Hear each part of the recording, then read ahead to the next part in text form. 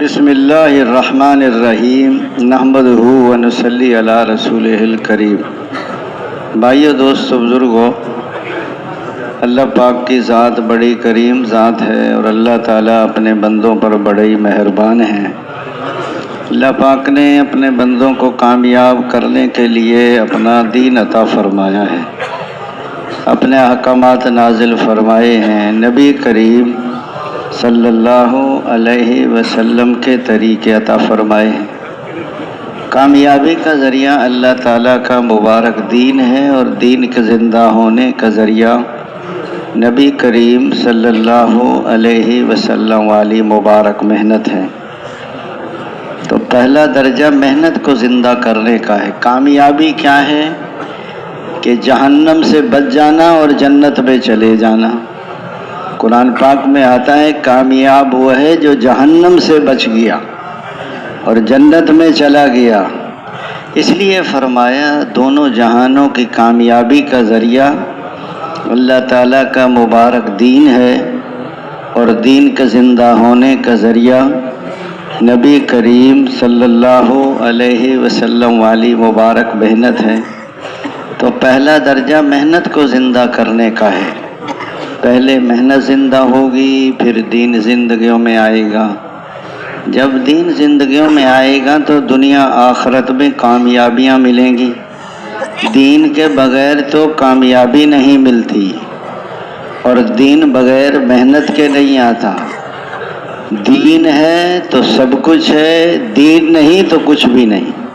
دین کے بغیر، اللہ کے احکامات کے بغیر، حضور صلی اللہ علیہ وسلم والے طریقوں کے بغیر ساری دنیا کا مالک بن کر بھی آدمی ناکام ہو جائے گا۔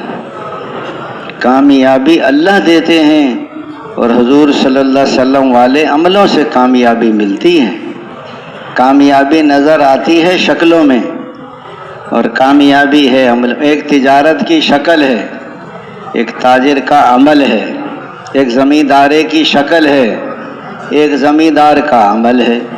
اگر اس کا زمیندارہ اللہ کے حکم کے مطابق ہے اور حضور کے طریقے پر ہے تو یہ کامیاب ہو جائے گا، ورنہ قوم سبا بڑے پانی کے ڈیم، بڑی لہلاتیاں کھیتیاں، سرسبز نہیں مانا۔ حضرت 13 نبیوں کو اللہ نے بھیجا اس قوم کے، لیکن قوم نہیں مانی۔ اللہ تعالیٰ نے اس پانی سے ان کے کھیت سیراب ہوتے تھے، اسی پانی سے اللہ نے ان کو کھیتوں کو برباد کیا ہے۔ آج تک وہاں کچھ بھی نہیں اگتا۔ قیامت تک کے زمینداروں کو بتا دیا، اور زمینداروں اگر کلمے والی بنیاد کو تسلیم نہیں کرو گے اور حضرت محمد صلی اللہ علیہ وسلم کے طریقوں پر نہیں چلو گے تو قوم سبا کی طرح ناکام ہو جاؤ گے۔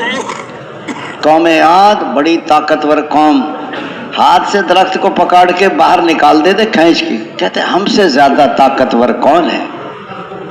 فرمایا تم سے زیادہ طاقتور اللہ تعالیٰ جس نے تمہیں پیدا کیا ہے۔ حضرت ہود علیہ السلام نے قوم کو بہت سمجھایا لیکن قوم نہیں مانی۔ اللہ تعالیٰ نے ایک ہفتہ ہوا کو حکم دیا، ہوا نے پٹخا کے مارا، گردنیں توڑ دی ان کی، چھتیں اڑا دی ان کی۔ جب وہ مرے پڑے تھے نا تو ہود علیہ السلام فرمایا میں نے تمہیں بہت سمجھایا، تم نہ سمجھے۔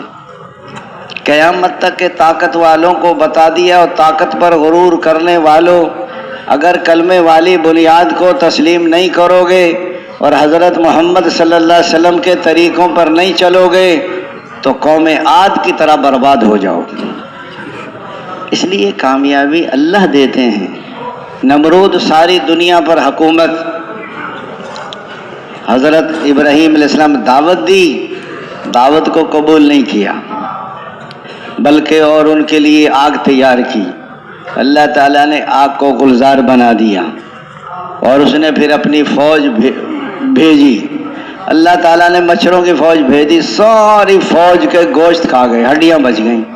ایک لنگڑا مچھر اس کی ناک میں ڈال دیا، جو آتا تھا اس کے سر پہ جوتے مارتا تھا، تخت پر بٹھا کر اور جوتے پڑوا کر اور ذلیل کر کے اللہ تعالیٰ نے برباد کر دیا اس کو۔ قیامت تک کے بادشاہوں کو بتا دیا اگر دین پر نہیں چلو گے اور کلمے والی بنیاد کو تسلیم نہیں کرو گے تو نمرود کی طرح ناکام ہو جاؤ گے۔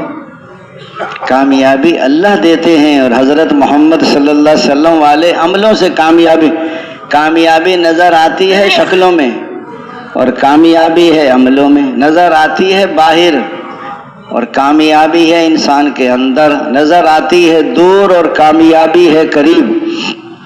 اندر کا یقین صحیح ہو جائے اور بدن سے نکلنے والے اعمال صحیح ہو جائیں، اندر میں یقین اللہ تعالیٰ کی ذات کا آ جائے اور باہر میں طریقہ حضور صلی اللہ علیہ وسلم کا آ جائے تو کامیاب ہو جائے۔ اللہ تعالیٰ نے کامیاب کرنے کے لیے باہر کی چیزوں کو محتاج نہیں بنایا، اس لیے حضور صلی اللہ علیہ وسلم فرمایا، حضرت جی فرماتے تھے دنیا دارالاسباب ہے، کرتے سب کچھ اللہ تعالیٰ اپنی قدرت سے ہیں، لیکن ان اسباب کو استعمال فرماتے ہیں، اور سب سے بڑا سبب انسان کی اپنی محنت کا ہے، کہ محنت سبب بنتی ہے انسان کے یقین کا، اور یقین سبب بنتا ہے انسان کے عمل کا، اور عمل سبب بنتا ہے اللہ کے رضا یا ناراضگی کا، اور اللہ کے رضا سبب بنتی ہے حالات کے درستگی کا، اور اللہ تعالیٰ کی ناراضگی سبب بنتی ہے حالات کے خرابی کا۔ اب سب لوگ اپنے حالات بنانا چاہتے، خالق اور مخلوق دونوں متفق ہیں کہ حالات اچھے ہو جائیں۔ حالات کا تعلق ہے اعمال کے ساتھ، اور اعمال کا تعلق ہے اعضاء جوارح کے ساتھ، اور اعضاء جوارح کا تعلق ہے دل کے ساتھ، اور دل کا تعلق ہے ایمان کے ساتھ۔ ایمان کیا ہے؟ لا الہ الا اللہ محمد الرسول اللہ۔ اگر دوستو اس کی محنت صحیح ہوگی تو یقین جو دنیا کی جتنی محنتیں ہیں، تجارت ہے، زراعت ہے، محنت مزدوری ہے، ملازمت ہے، ان محنتوں سے دلوں میں غلط یقین پیدا ہوتا ہے۔ ہم یہ نہیں کہتے کہ محنت نہ کرو، لیکن آج دنیا کی محنت غالب ہے۔ تبلیغ کو 2.5 گھنٹے دے دیے، کچھ سال میں مہینے میں سہروزہ دے دیا، کچھ سال میں چلہ دے دیا، زیادہ دنیا کی محنت کرتے ہیں، اس لیے اس کا یقین بھی غالب ہے۔ اس لیے فرمائے حضور والی محنت سے، دعوت سے، تعلیم و تعلم سے، ذکر و عبادت سے، حضور والے اخلاق سے، ہجرت اور نصرت سے دوستو دنیا میں دین پھیلے گا۔ مکے والوں نے ہجرت کی اور مدینے والوں نے نصرت، کیا نصرت کی؟ آدھی زمینیں مہاجرین کو دے دی۔ ہم میں سے بعض لوگ اپنی بیٹی کو زمین نہیں دیتے، بہنوں کو محروم کر دیتے ہیں، پھوپھی کو محروم کر دیتے ہیں۔ انہوں نے آدھی زمینیں مہاجرین کو دے دی، اور ان کی کھجوروں پر پورے عرب کی مہمانی ہوئی ہے۔ ان کے گھروں میں حضور صلی اللہ علیہ وسلم کی گھر والی آ کے ٹھہری ہیں۔ آپ صلی اللہ علیہ وسلم نے فرمایا کہ ہجرت نہ ہوتی تو میں انصاری ہوتا۔ انصار میرے اندر کا لباس ہیں، اور دوسرے میرے باہر کا لباس ہیں، اور میرا مرنا جینا انصار کے ساتھ۔ ایک وادی میں انصار چلیں اور ایک وادی میں دوسرے لوگ چلیں تو میں انصار کی وادی میں چلوں گا۔ اے انصار لوگ بھیڑ بکریاں لے کر جائیں اور تم اللہ کے رسول کو لے کر جاؤ۔ اے اللہ انصار کی مغفرت فرما، ان کے بیٹوں کی مغفرت فرما، ان کے بیٹوں کے بیٹوں کی مغفرت فرما، ان کے غلاموں کی مغفرت فرما، ان کے پڑوسیوں کی مغفرت فرما، ان کی بیویوں کی مغفرت فرمایا۔ جن لوگوں نے ہجرت کی اور جن لوگوں نے ان کی نصرت کی اور ان کو ٹھکانہ دیا، فرمایا وہ پکے ایمان والے ہیں، ان کے لیے عزت کی روزی ہے اور ان کے لیے مغفرت ہے۔ حضور صلی اللہ علیہ وسلم نے فرمایا اگر زندگی ہے تو آخرت کی ہے، اور اللہ تعالیٰ نے ہجرت نصرت کرنے والوں کی مغفرت فرما دی۔ صحابہ کرام نے عرض کیا یا رسول اللہ، ہم نے آپ کے ہاتھ پہ بیعت کی ہے، جب تک زندہ رہیں گے دین کے لیے محنت کوشش اور جہاد کرتے ہی رہیں گے۔ تو حضرات صحابہ کرام، یہ دعوت بھی، تعلیم و تعلم بھی، ذکر و عبادت بھی، حضور والے اخلاق بھی، اگر یہ اعمال ہم نے اپنے گھر میں شروع کر دیے تو گھر میں دین آ جائے گا، اور یہ اعمال اگر محلے کی مسجد میں شروع ہو گئے تو محلے میں دین آ جائے گا۔ بیرونی گشت کریں گے تو پورے شہر میں دین آئے گا، سہروزے لگائیں گے تو بستیوں میں دین آ جائے گا، چلے 4 مہینے سے پورے ملک میں دین آئے گا، اور سال 7 مہینے سے ساری دنیا میں دین آئے۔ سارے تقاضوں پر جانا ضرور۔ بعض کہتے ہیں اصل مقامی کام ہے، تو زمانہ تو پوری دنیا ہے اور قیامت تک کا زمانہ ہے، اس لیے فرمایا باہر ملکوں میں کام کرنا آسان ہے بنسبت اپنے ملک کے، اور اپنے ملک میں آسان ہیں بنسبت اپنے شہر کے، اور اپنے شہر میں آسان ہیں بنسبت اپنے محلہ کے۔ جب آپ جائیں گے نا 4 مہینے لگا کر، آپ دیں گے دعوت، تو آپ کو طرح طرح کی باتیں سنائیں گے، تو آپ کو صبر کرنا پڑے گا۔ اس لیے فرمایا محلے میں آسان ہیں بنسبت اپنے گھر کے، اور اپنے گھر میں آسان ہیں بنسبت اپنی ذات سے۔ اگر میں دین پہ چلنا چاہتا ہوں تو مجھے اپنے گھر میں ماحول بنانا پڑے گا۔ گھر والے جب چلتے ہیں جب محلے میں دین ہو، محلہ جب چلے گا جب پورے شہر میں دین ہو، شہر جب چلے گا جب پورے ملک میں دین ہو، اور پورا ملک جب چلے گا جب ساری دنیا میں دین۔ شروع میں تو محنت کرتے نہیں، جب بچے جوان ہو جاتے ہیں پھر کہتے ہیں گھر والی سے سنت کے مطابق شادی کرو۔ گھر والی کہے گے آپ تو پھرتے ہیں سارے دن تبلیغ میں، آپ کو کیا پتا کیا کیا رواج چل رہے ہیں۔ وہ کہے گی یہ بھی کرنا ہے اور یہ بھی کیوں کرنا ہے، کہ کرنا پڑتا ہے، آپ کو پتہ نہیں ہے، آپ کو زیادہ پریشانی ہو رہی ہے تو سہ روزے میں چلے جائیں آپ۔ جب بچے جوان ہو جاتے ہیں پھر ان کی اپنی جماعت بن جاتی ہے، ماں جو ہے نا مور امیر بن جاتی ہے اور بچے مامور، اور تبلیغ والا اکیلا رہ جاتا ہے۔ اس لیے فرمایا حضور صلی اللہ علیہ وسلم نے فرمایا کہ تم میں سب سے زیادہ بہتر وہ ہے جو اپنے گھر والوں کے ساتھ اچھا سلوک کرے، اور حضور نے فرمایا میں تم میں سب سے زیادہ بہتر ہوں کہ اپنے گھر والوں کے ساتھ اچھا سلوک کرتا ہوں۔ عائشہ نرمی کو اختیار کرو کہ نرمی انسان کے اندر زینت پیدا کرتی ہے، اور سختی سے بچو کہ سختی انسان کو عیبدار کر دیتی ہے۔ فرمایا نرمی کی کوئی شکل ہوتی اس سے اچھی کوئی شکل نہیں تھی، اور سختی کی کوئی شکل ہوتی اس سے بری کوئی شکل نہیں تھی۔ نرمی گرمی کو کھا جاتی ہے۔ اللہ تعالیٰ فرما رہے محمد صلی اللہ علیہ وسلم اگر آپ نرم نہ ہوتے تو یہ صحابہ کرام آپ سے نہ جڑتے، آپ کو چھوڑ کر چلے جاتے۔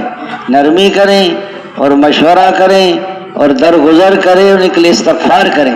اللہ تعالیٰ شخص سے نفرت کرتا ہے جو سخت مزاج ہو، زیادہ کھانے والا ہو، بازاروں میں چیخنے والا ہو، رات کو مردے کی طرح پڑا سوتا رہتا ہو، اور دن کو گدھے کی طرح دنیاوی کاموں میں پھنسا رہتا ہو، اور دنیاوی معاملات کا جاننے والا ہو اور آخرت کے امور میں بالکل جاہل ہو۔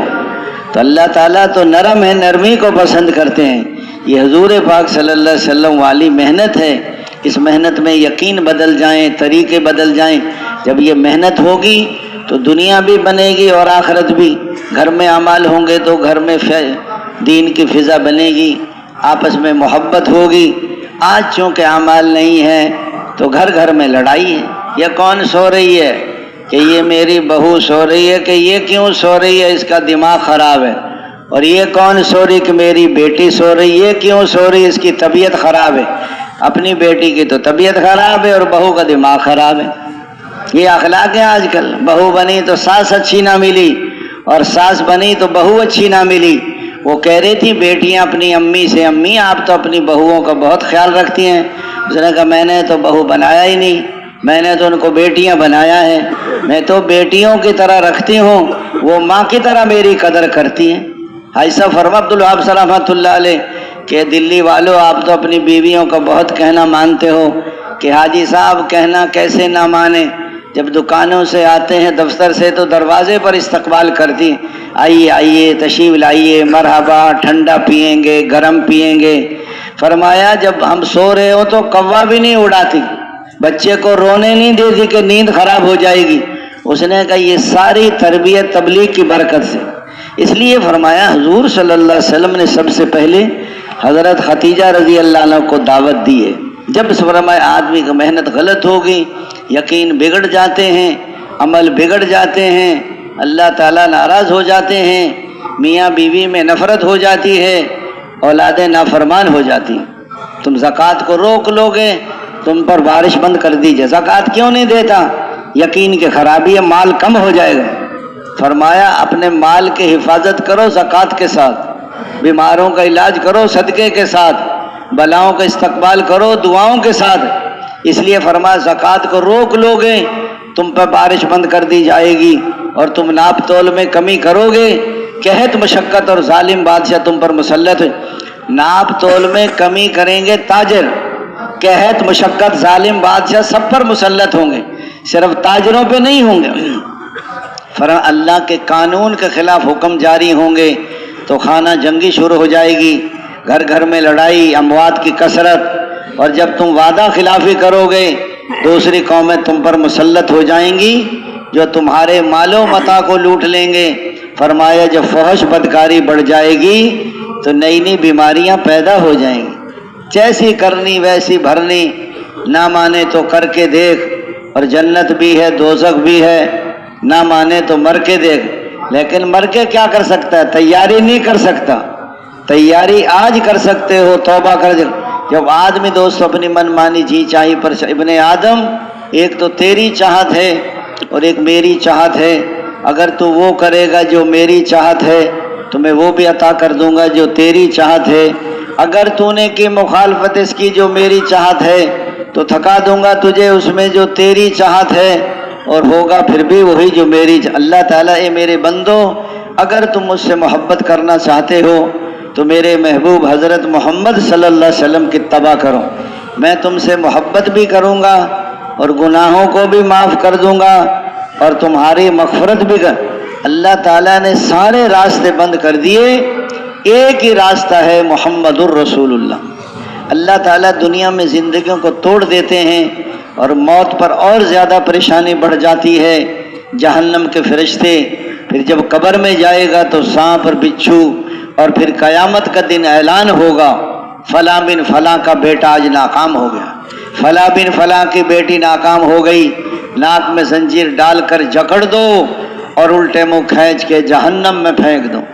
ایک جہنمی کو اتنی تکلیف ہوگی، دنیا بھر کے انسانوں کی تکلیفوں کو جمع کرو، ایک جہنمی کی تکلیف بڑھ جائے گی، اور دنیا بھر کے انسانوں کی بھوک کو جمع کرو، ایک جہنمی کی بھوک بڑھ جائے گی، اور دنیا بھر کی پیاس کو جمع کرو، ایک جہنمی کی پیاس بڑھ جائے گی، اور دنیا بھر کی ذلتوں کو جمع کرو، ایک جہنمی کی ذلت بڑھ جائے گی۔ اونٹ کی گردن کے برابر موٹے سانپ، خچر کے برابر بچھو، آگ کا جلانا، فرشتوں کو مارنا، اور فرمایا خون اور پیپ ابلتا ہوا پی جائے گا، زقوم کڑوا زہر کھا جائے گا، پھر آدمی مزہ چکھو۔ دنیا میں ہمارے حکم آتے تھے تم پرواہ نہیں کرتے تھے، آج توبہ کر سکتے ہو، آج زندگی بدل سکتے ہو، کل کو آدمی پچھتائیں گے او کاش میں فلاں کو اپنا دوست نہ بناتا اور اس نے مجھے برباد کر دیا۔ یہ ماحول ہے، یہاں اعمال کی فضا ہے، یہاں زندگیاں بدل جاتی ہیں، اور آدمی اگر اسی ماحول میں موت تک رہے گا تو بچے رہے گا۔ یہاں سر کے سر پہ ٹوپی، سب نماز پڑھ رہے ہیں، سب ذکر کر رہے ہیں، ماحول ہے، یہ اعمال ہیں۔ جو ان عملوں میں زیادہ لگتا ہے وہ زیادہ بنتا ہے، جو کم لگتا ہے وہ کم بنتا ہے۔ بعض کہہ رہے ہیں ہمارا میٹر چل رہا ہے، یہ جو دعوت نہیں دیتے نا میٹر چلاتے، ان کا میٹر گھر جا کے بند ہو جاتا ہے۔ دائی تبلیغ سیکھنے آئے ہیں، دعوت تبلیغ میں تو بہت لوگ لگے ہیں کہ تبلیغ تو کسی کسی کو لگی ہے۔ پہلے آدمی تبلیغ میں لگتا ہے، پھر تبلیغ اس کو لگتی ہے، پھر لوگوں کو لگاتا ہے کہ بنا ہوا بناتا ہے، جو صالح ہوگا وہ مسلح بنتا ہے۔ اپنا بننے میں سب کا بننا ہے۔ 6 نمبر کے بغیر دائی کی اپنی زندگی دین نہیں بنتی، اور دین ان سے پھیلتا ہے جن کی اپنی زندگی میں دین ہو۔ پہلے کلمے میں یقین بدل جائیں، صحیح یقین دلوں میں، اگر محنت صحیح ہوگی تو یقین صحیح ہوگا، اور یقین صحیح ہوگا تو عمل صحیح ہوگا، اللہ راضی ہو جائیں گے، حالات اچھے ہو جائیں گے۔ میاں بیوی میں محبت ہے، اولادیں فرما بردار ہیں، دنیا میں بھی برکتیں دیتے ہیں۔ جو موت آئے گی تو 500 فرشتے آئیں گے روح نکالنے کے لیے، یہ پاک جسم کی پاک روح نکل اللہ کے حکم سے، اللہ تجھ سے راضی، تو اللہ سے زندگی گزارو رمضان کی طرح، تو موت آئے گی عید کے چاند کی طرح۔ اس لیے فرمایا جب آدمی مر جاتا ہے تو قرآن اس کے سرہانے آ کے کھڑا ہو جاتا ہے، جب غسل دیتے ہیں تو سینے اور کفن کے درمیان، جب قبر میں جائے گا تو بہت حسین و جمیل نوجوان کی صورت میں ساتھ سارے اعمال۔ اس لیے فرمایا آتا ہے کہ آدمی کو ایک سے ایک خوشخبری دیتے ہیں، چلو ایسی بیریوں کی طرف کے جن میں کانٹا نہیں، چلو ایسے کیلوں کے جو تو بتو لگے ہوئے ہیں، جنت کی کھڑکیاں اور وہاں کے غلمان، وہاں کا آدمی کی دنیا کی ساری تھکاوٹیں جب ختم ہو، جب موت کا منظر دیکھے گا آدمی، اور فرمایا حضور صلی اللہ علیہ وسلم نے فرمایا اے نیک بیویوں تم اپنے نیک مردوں سے پہلے جنت میں چلی جائیں گی۔ یہ جو ساتھی بعض اوقات بیان کرتے ہیں نا کہ عورتیں 500 سال پہلے جنت میں جائیں گی، یہ عورتوں کے لیے نہیں ہے، یہ غریبوں کے لیے ہے۔ عورتیں الٹا پریشان ہو جاتی ہیں کہ سال 7 مہینے یہاں بیٹھی رہیں اور 500 سال جا کے جنت میں بیٹھی رہیں۔ حضرت ابو امامہ رضی اللہ عنہ سے روایت ہے کہ حضور صلی اللہ علیہ وسلم نے فرمایا نیک بیویوں تم اپنے نیک مردوں سے پہلے جنت میں داخل ہو جاؤ۔ وہاں جنت میں غلمان اور وہاں کی خوشبوئیں اور جنت کے سبز جوڑے، جب ان کے مرد آئیں گے تو پھر ان مردوں کے ساتھ کر دیا جائے گا، دنیا سے 10 گنا بڑی جنت دیں گے۔ آج 10 مرلے کا پلاٹ مل جائے نا کسی کو تو خوش ہو جائے، حالانکہ خالی پلاٹ ہے۔ ایک آدمی کہہ رہا تھا شیخ صاحب آپ بھی کرائے کے مکان میں رہتے ہیں؟ اس نے کہا چودھری صاحب سبھی کرائے پہ رہتے ہیں، کوئی کھٹا دے دیتا ہے، کوئی تھوڑا تھوڑا دیتا ہے، رہنا کسی نے نہیں ہے، سب کے جنازے نکلیں گے یہاں سے۔ ایک آدمی مکان بنا کر بیچتا تھا، جو اس کا بڑا مستری تھا نا جو مکان بنواتا تھا ہیڈ، اس نے کہا ٹھیکیدار صاحب میں بوڑھا ہو گیا ہوں، اب میں مکان نہیں بنا سکتا، آپ مجھے اجازت دے دیں، اپنے گھر جاتا ہوں، میرے بس کی بات نہیں ہے۔ تو ٹھیکیدار کہنے لگا یہ آخری مکان ہے 10 مرلے کا، یہ تم بنا کے پھر تمہیں چھٹی ہے۔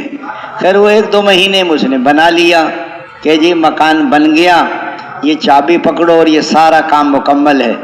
ٹھیکیدار نے کہا کہ جی یہ مکان آپ کو ہدیہ ہے، آپ نے بڑی خدمت کی میری، بہت کمایا ہم نے۔ تو وہ مستری سر پکڑ کے بیٹھ گیا، ارے کہ تو مجھے پہلے بتا دیتا کہ تیرا مکان ہے تو میں اس کو کیسا بناتا۔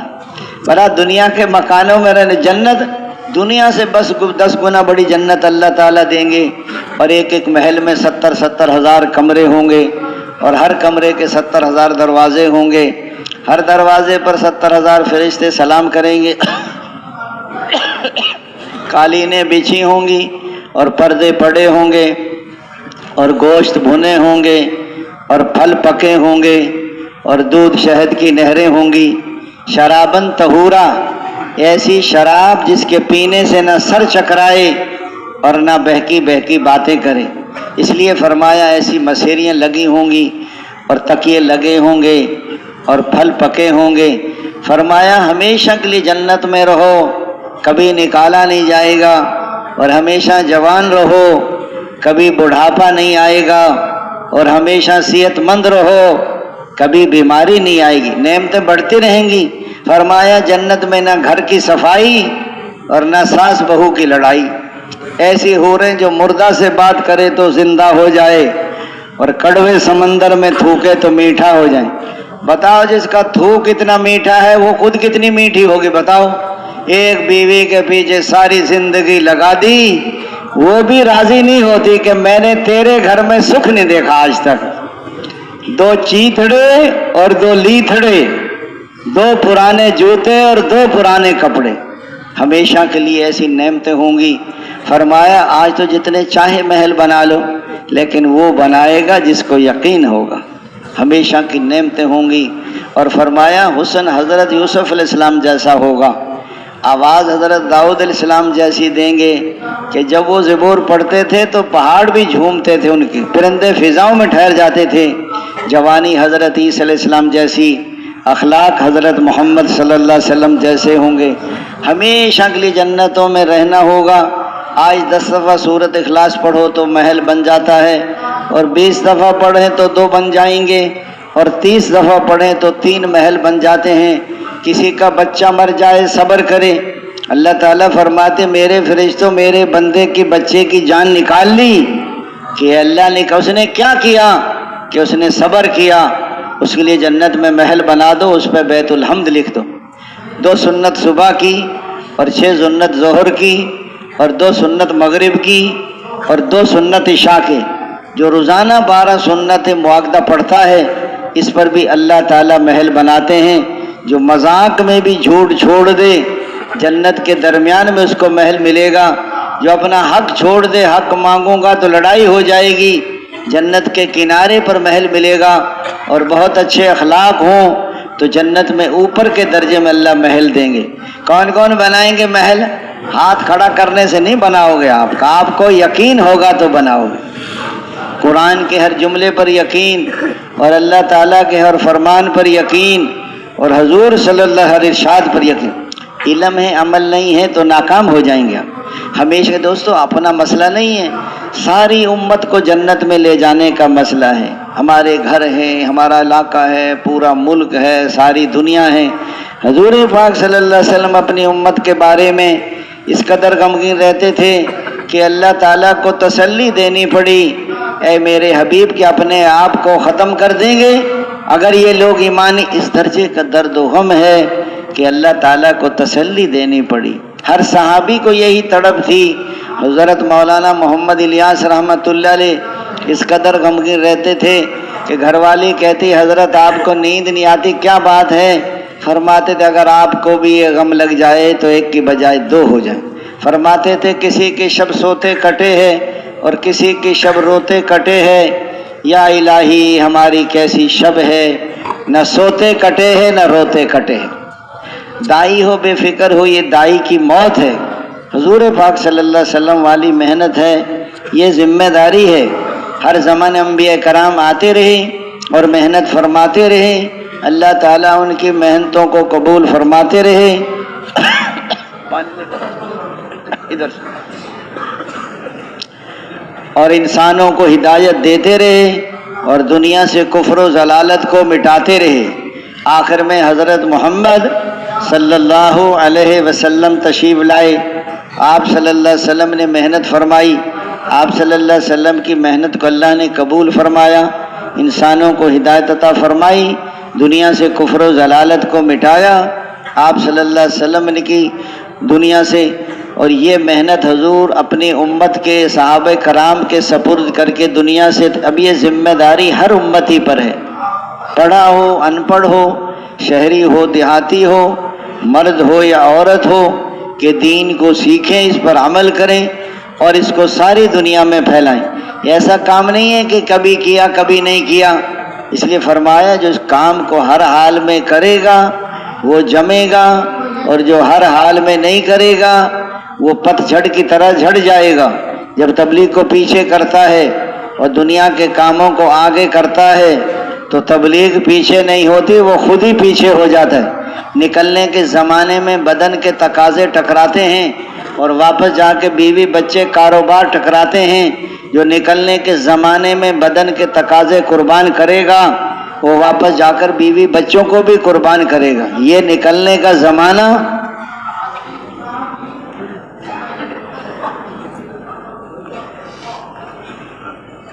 یہ تربیت کا زمانہ ہے۔ آپ کو حضور صلی اللہ علیہ وسلم والی ایسا کام نہیں ہے جیسے فقیر پیسے مانگتے ہیں تو کبھی دیتے ہیں کبھی نہیں دیتے، اور کبھی کہہ دیتے ہیں بابا معاف کرو۔ اور اگر گھر والی پیسے مانگے کہ گھر میں آٹا دال سبزی نہیں ہے تو گھر والی کو کہہ دیں گے معاف کرو۔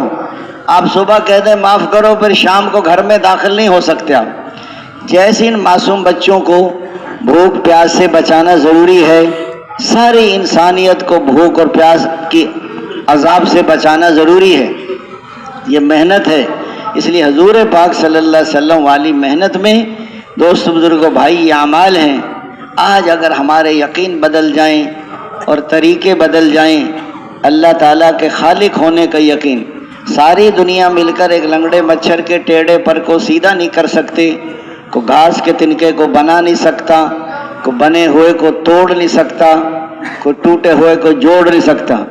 اللہ تعالیٰ فرماتا کہ تم پیدا کرتے ہو یا ہم پیدا کرتے ہیں، یا بارش تم برساتے ہو یا بارش ہم برساتے ہیں، یا کھیتی تم اگاتے ہو یا کھیتی ہم اگاتے ہیں۔ اے میرے بندو تم تو سب کے سب ننگے ہو، کپڑے میں پہناتا ہوں، تم سب کے سب گمراہ ہو، ہدایت میں دیتا ہوں، تم سب کے سب بھوکے ہو، رزق میں دیتا ہوں۔ ذرا سا بازو میں طاقت آ جاتی ہے، مولوی صاحب آپ کو تو مل جاتا ہے، ہم تو کما کر کھاتے ہیں۔ ذرا پیچھے چلے جائیں جب ماں کی گود میں پیشاب پاخانہ نکل جاتا تھا، اس وقت کون کماتا؟ اور پیچھے جائیں جب ناپاک خون خوراک تھا ماں کے پیٹ میں، اور پیچھے چلے جائیں تو سبزی اور غلوں میں انسان پھیلا ہوا تھا، اور پیچھے چلے جائیں زمین کے ذرات میں सूरज की शुआओं में, चांद की किरणों में, हवाओं की लहरों में, खाद की गंदगी में, बारिश के कतरात में, ज़मीन के ज़र्रात में, सूरज की शुआओं में, चांद की किरणों में, हवाओं की लहरों में, खाद की गंदगी में फैला हुआ था। ऐ इंसान, तेरा तो कहीं वजूद ही नहीं था, तुझे देखने सुनने वाला हमने बनाया है।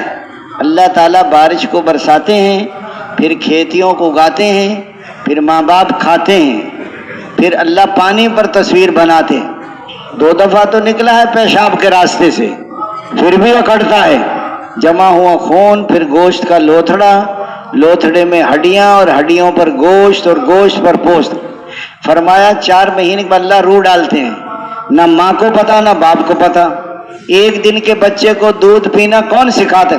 सारी दुनिया की माएँ मिल जाएं, एक दिन के बच्चे को दूध पीना नहीं सिखा सकती। बच्चा छोटा है तो पतला दूध पिलाते, बड़ा हो जाए दूध को गाढ़ा कर देते हैं, और सर्दी हो तो माँ की छाती से गर्म दूध पिलाते हैं, और गर्मी हो तो ठंडा दूध पिलाते हैं। माँ रात को सारी सारी रात लिए बैठी रहती है, बीमार हो जाए, और बड़ा होकर माँ को पानी भी नहीं देता। इसलिए फरमाया छोटे बच्चे को रिज्क देने वाला, और टूटी हड्डी के जोड़ देने वाला, और प्यासों की प्यास बुझाने वाला, और भूखों के पेट भरने वाला, और नंगों को कपड़ा पहनाने वाला, और मुसाफिर को ठिकाना देने वाला, और मजबूरों की पुकार सुनने वाला, बेसहारों का सहारा। अकेला है तो दूसरा अल्लाह है, और 2 हैं तो तीसरा अल्लाह है। दर्दमंदों के दर्द दूर करने वाला, और गमज़दों का राहत रसां, हर अकेले का साथी, हर अकेले का हमदम। अल्लाह इतना करीब जो कहीं दूर नहीं, और अल्लाह ऐसा गालिब है जो किसी से मगलूब नहीं। वो ज़ात में भी यकता, सिफात में भी यकता। वो जो चाहता है अपनी कुदरत से करता है, वो करने में किसी का मोहताज नहीं। इसलिए फरमाइए जो तबलीग की मेहनत है, ये अल्लाह को दिलों में बसाने की मेहनत है, ये अल्लाह को अपनाने की, ज़बान का कलमा दिल में आ जाए। अगर खालिक होने का यकीन आ जाता तो अल्लाह के एहसानात में ये दब जाता, और अल्लाह के मालिक होने का यकीन आ जाता तो कभी अपने आज़ा जवारे को गलत इस्तेमाल न करता। आँखों का मालिक मैं नहीं हूँ, आँखों का मालिक अल्लाह है। अल्लाह ने आँखें अमानत दी हैं, इसको देखो इसको ना देखो, गैर महरम को देखो तो हराम। और फरमा बरदार बेटा बेटी माँ बाप को मोहब्बत की निगाह से देखे तो मकबूल हज का सवाब। या रसूलल्लाह को 100 दफ़ा देखे कि 100 हज्जों का सवाब। ये बोलो ये ना बोलो, कितने लोग ज़बान की वजह से उल्टे मुंह खींच के जहन्नम में फेंके जाए। अमर बिल मारूफ करो या नहीं अनिल मुनकर करो या अल्लाह का जिक्र करो, वरना हर बात वबाल है। बाज़ लोग खुदकुशी कर लेते हैं, अल्लाह ताला उठा के जहन्नम में फेंक देते हैं। जान तेरी नहीं थी, जान तो मेरी थी, तूने क्यों ज़ाय किया? हम किसी चीज़ के मालिक नहीं हैं। इसलिए फरमाया कोई हज़रत अबू बकर सिद्दीक रज़ी अल्लाह अन्हु अपनी ज़बान को पकड़ के खींच रहे हैं। हज़रत उमर ने अर्ज़ किया अमीरुल मोमिनीन क्या कर रहे हैं? ये उमर इस ज़बान ने मुझे कई दफ़ा हलाकत तक पहुँचाया। इसलिए फरमाया, किसी ने पूछा या रसूलल्लाह किससे बचूं? अपनी ज़बान से बचो।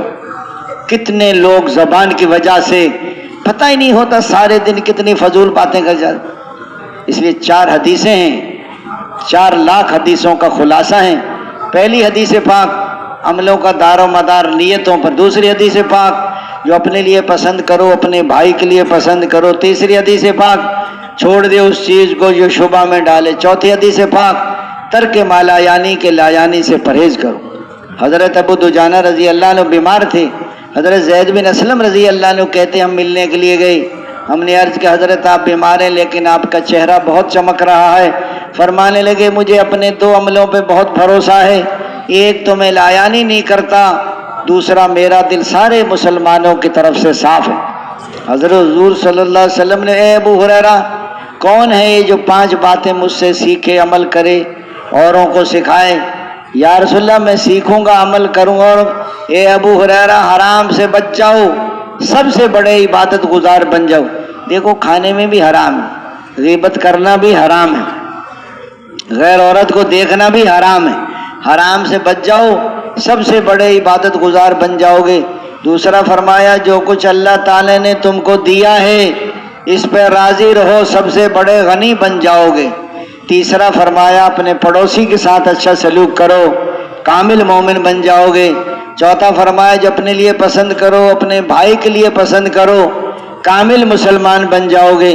اور پانچواں فرمایا زیادہ ہنسی سے بچو کہ زیادہ ہنسی سے دل مردہ ہو جاتا ہے، اس لیے فرمایا اللہ تعالیٰ کے مالک ہونے کا یقین آ جاتا تو کبھی اپنے اعضاء جوارے کو، اور اللہ تعالیٰ کے رازق ہونے کا یقین آ جاتا تو کبھی رزق کمانے میں اللہ کا حکم نہ توڑتا، لوگوں کو دھوکہ نہ دیتا، جھوٹ نہ بولتا، کم نہ تولتا، رشوت نہ لیتا، ملاوٹ نہ کرتا۔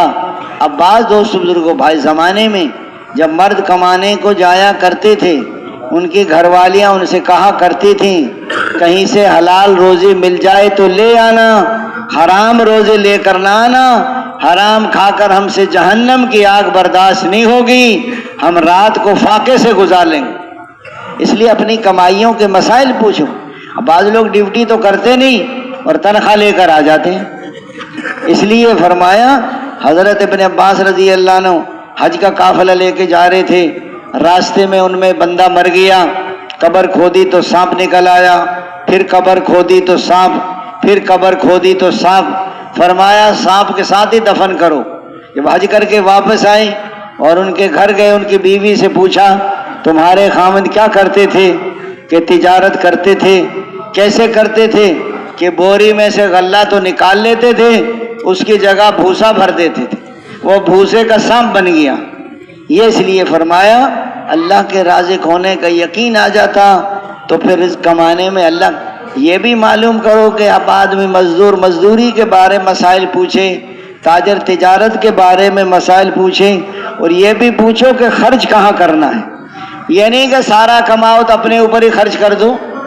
آدمی کی ضرورتیں 5 ہیں، کھانا پینا ہے، لباس ہے، نکاح ہے، سواری ہے اور مکان ہے۔ حکم یہ ہے کہ کم سے کم خرچ کرو۔ 3 جوڑے آدمی کی ضرورت ہے، باقی فضول اٹھائے۔ ایک کمرہ میاں بیوی کی ضرورت ہے۔ سادہ صحابہ کرام کی زندگی سادہ زندگی تھی، قناعت کی زندگی تھی، کم سے کم میں گزارا کرنے والے تھے۔ حضرت عمر رضی اللہ عنہ نے حضرت عمیر بن سعد کو ہمس کا گورنر بنایا۔ 1 سال گزر گیا، انہوں نے اپنے حاکی کو خبر نہیں دی۔ حضرت عمر نے اپنے خادم غلام سے کہا کہ عمیر بن سعد کو ہم نے ہمس کا گورنر بنایا ہے اور انہوں نے اپنے حاکی کو خبر نہیں دی، ایسا لگتا ہے جیسے بہت سارا مال جمع کر کے اپنے گھر بھیج دیا ہے، ان کو بلاؤ، مدینے واپس بلاؤ۔ انہوں کو اطلاع پہنچ گئی، وہ ہمت سے مدینے پیدل آ گئے۔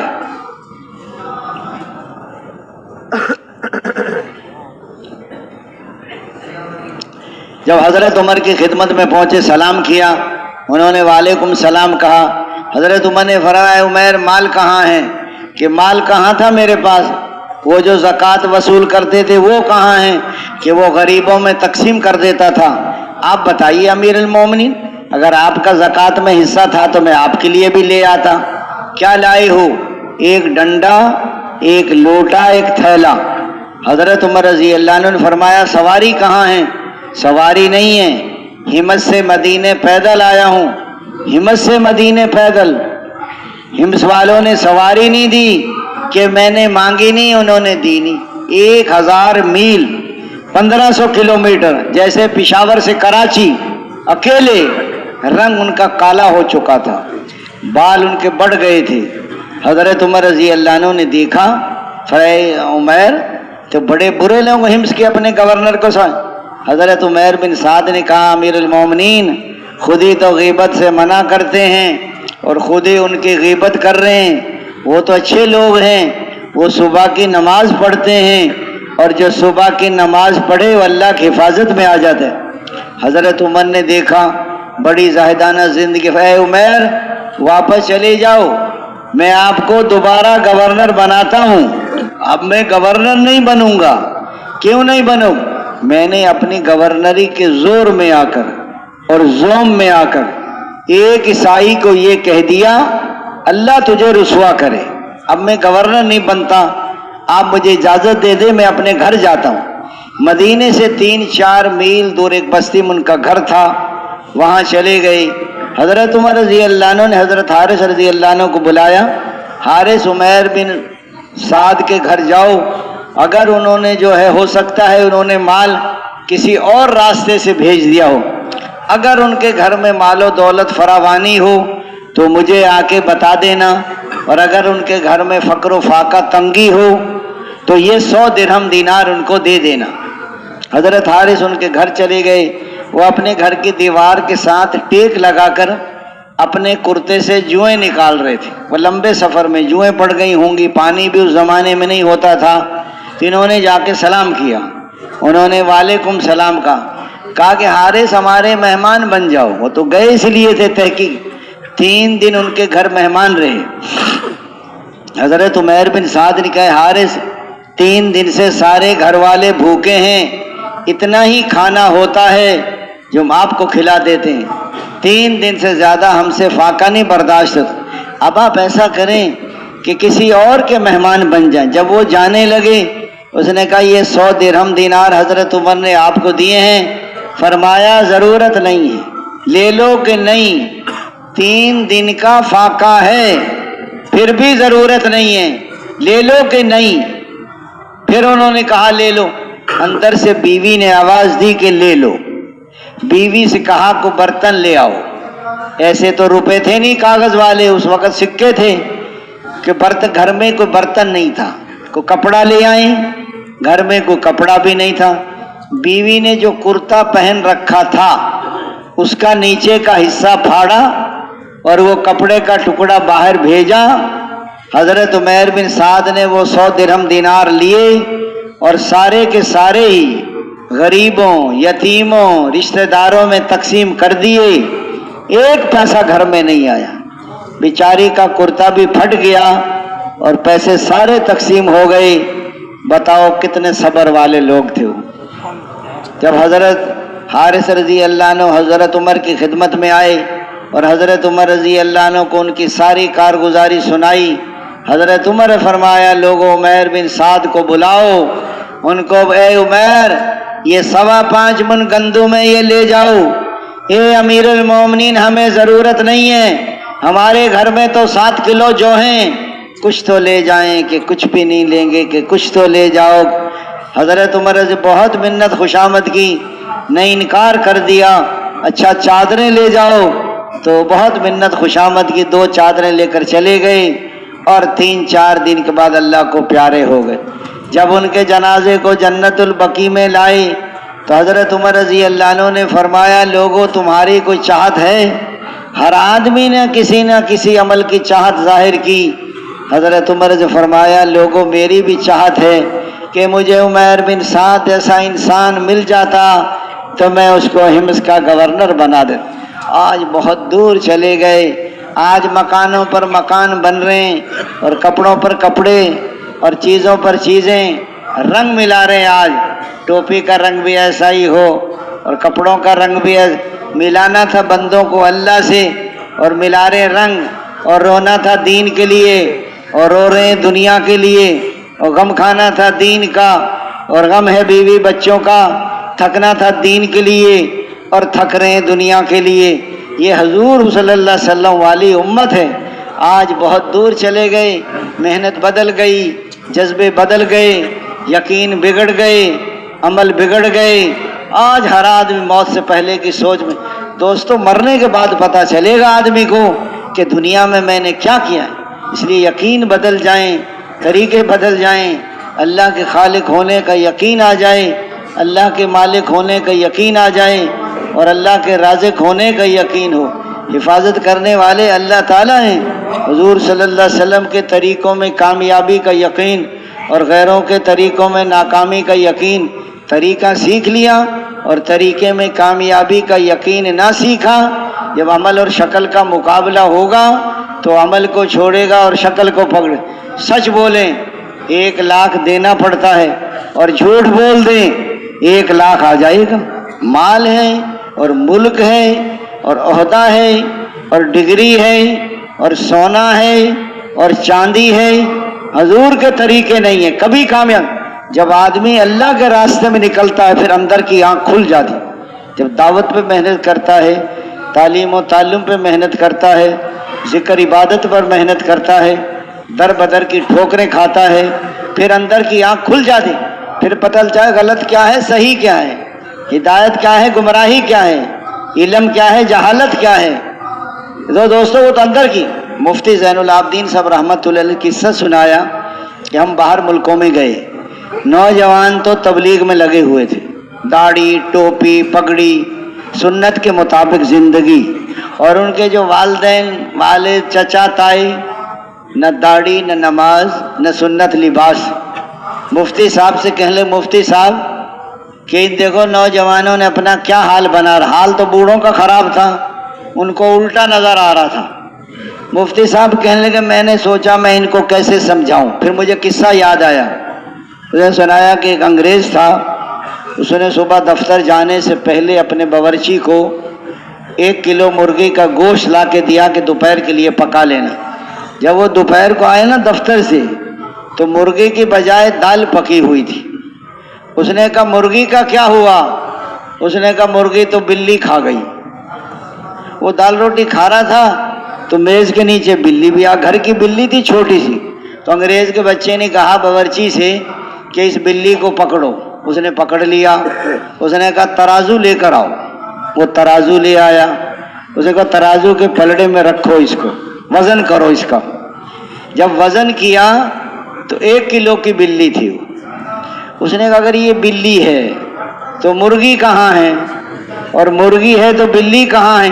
آپ کہہ رہے ہیں 1 کلو گوشت کھا اس نے، یہ تو ساری 1 کلو کی ہے، اس کا سر بھی ہے، اس کی ٹانگیں بھی ہیں، اس کی انتڑیاں بھی۔ باورچی پھنس گیا۔ اس نے کہا کہ جب میں نے مرغی پکانا شروع کی میں نے دیکھا ایک بوٹی کھا کے دیکھوں گلی ہے کہ نہیں گلی، تو مجھے آیا، پہلے زمانے میں تو یہ دیسی مرغی ہوتی تھی نا، یہ برائلر تو نہیں تھی، برائلر تو کوئی بھی نہیں کھاتا آج کل۔ تو اس نے کہا مجھے آیا مزہ، وہ ساری بوٹیاں کھا گیا، وہ جو مسالہ بچا اس میں دال ابال کے رکھ دی اس کے لیے۔ جب انہوں نے کہا نا مرغی ہے تو بلی کہاں ہے، اور بلی، تو مفتی صاحب نے ان سے والدین سے کہا جی آپ بتاؤ اگر آپ صحیح ہو تو نوجوان کیا ہیں، اور اگر نوجوان صحیح ہیں تو آپ کیا ہو؟ بوڑھے بھی مان گئے ہم غلطی پر ہیں۔ جب آدمی اللہ کے راستے میں نکلے گا نہیں اور در بدر کی ٹھوکریں نہیں کھائے گا اور حضور والے محنت کے اعمال پہ محنت نہیں کرے گا، پھر اس کو پتہ نہیں چلتا میں کہاں جا رہا ہوں۔ علم آتا ہے تو جہالت، جب صحیح یقین آئے گا تو غلط یقین چلا ہے۔ حضرت فرمایا جب تک اندر کا باطل نہ ٹوٹے تو باہر کا باطل کیسے ٹوٹے؟ جب حق والوں پہ غالب نہیں ہے تو باطل والوں پر غالب کیسے آئے؟ صحیح یقین آتا ہے تو غلط۔ آج تبلیغ پہ کیوں نہیں جمتے؟ کسی نے کہا حضرت استقامت کیسے ملے گی؟ دفتر والوں سے پوچھو دفتر پہ کیسے جم گئے، زمینداروں سے پوچھو زمینوں پر کیسے جم گئے، تاجروں سے پوچھو تجارت پہ، جہاں یقین ہوتا ہے وہاں جمتا ہے۔ عملوں کا یقین ہوگا تو عملوں پر جمے گا، اور شکلوں کا یقین ہوگا تو شکلوں پر جمے گا۔ صحیح یقین والا آدمی عملوں میں نظر آتا ہے، اور غلط یقین والا آدمی شکلوں میں نظر آتا ہے۔ اس لیے فرمایا استقامت ملتی ہے یقین کی بنیاد پر۔ حضرات صحابہ کرام کے چونکہ یقین تھے، اس لیے حضور پاک صلی اللہ علیہ وسلم والی محنت میں دوستو بزرگوں بھائیوں، کلمے کا اخلاص کیا ہے کہ حرام کاموں سے روک دے۔ اپنی ساری زندگی جو ہے قوم کو نہ دیکھنا، برادری کو نہ دیکھنا، رواجوں کو نہ دیکھنا، حضرت محمد صلی اللہ علیہ وسلم کے طریقوں پر۔ ایک نوجوان 4 مہینے لگا کر آیا، پوری داڑھی، وہ دھوبی کا کام کرتا تھا، لیکن جہاں اس کی منگنی ہوئی تھی وہ لوگ بے دین بھی تھے اور کچھ امیر بھی تھے۔ ان کا پیغام آیا اگر ہماری بیٹی سے شادی کرنی ہے تو داڑھی کٹوانی پڑے گی۔ اس نے کہا نہیں کٹوائی، پھر تاریخ طے ہو گئی، پھر پیغام آیا کہ بارات بعد میں چلے پہلے داڑھی کٹے، اس نے پھر بھی نہیں کٹوائی۔ جب بارات ان کے سر پہ جا بیٹھی کہا کہ پہلے داڑھی کٹے گی پھر نکاح ہوگا۔